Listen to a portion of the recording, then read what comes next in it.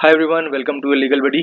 सो एक नया नोटिफिकेशन आया है गवर्नमेंट ऑफ इंडिया का regarding new criminal laws that are passed. जो भारतीय न्याय संहिता, भारतीय नागरिक सुरक्षा संहिता और भारतीय साक्ष्य अधिनियम के तहत जो 3 नए कानून आए हैं, उसमें गवर्नमेंट ऑफ इंडिया का एक, देखिए, गजट ऑफ इंडिया का एक नोटिफिकेशन आया है, इसको कहेंगे, ठीक, अधिसूचना, जिसको नोटिफिकेशन 16 जुलाई को आया है। 18 होगी, 2 दिन लेट हो गया मैं, सॉरी।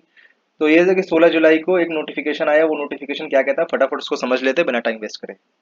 पहले पढ़ लेते हैं क्या लिखा हुआ।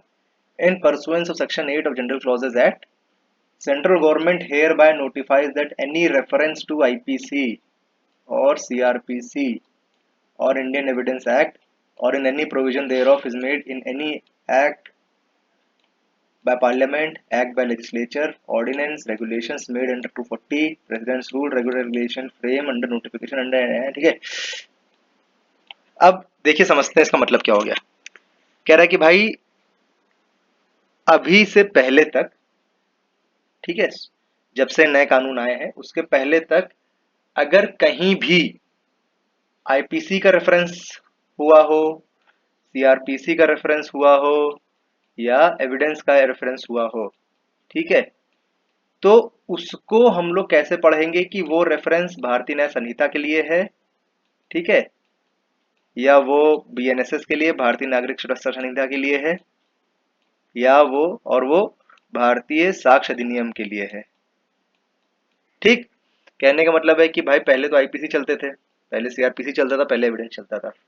तो जो भी पार्लियामेंट का कोई एक्ट आता था या कोई स्टेट गवर्नमेंट का कोई कानून आता था या कोई ऑर्डिनेंस आता था या रेगुलेशंस जो बनाती है सरकार वो आते थे या कोई प्रेसिडेंट का ऑर्डर आता था, वो आईपीसी के लिए आता था, सीआरपीसी के लिए आता था, इंडियन एविडेंस एक्ट के लिए आता था।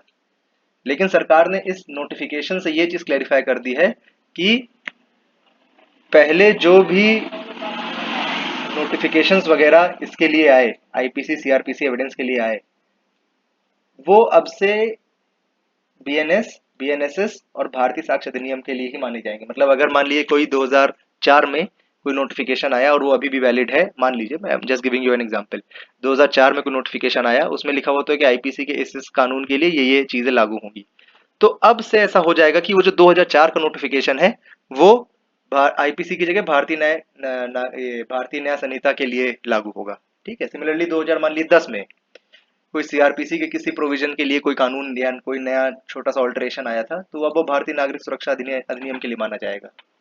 ठीक है, तो बस ये कानून कह रहा है। तो if someday some advocate comes and tells to you कि देखिए भाई साहब, वो सब तो आईपीसी के लिए था, इसके लिए नहीं है, तो आप इसको ये नोटिफिकेशन दिखा दीजिएगा। ठीक है, और ज्यादा हो तो मेरी वीडियो शेयर कर दीजिएगा, उसमें मैंने क्लियरली ये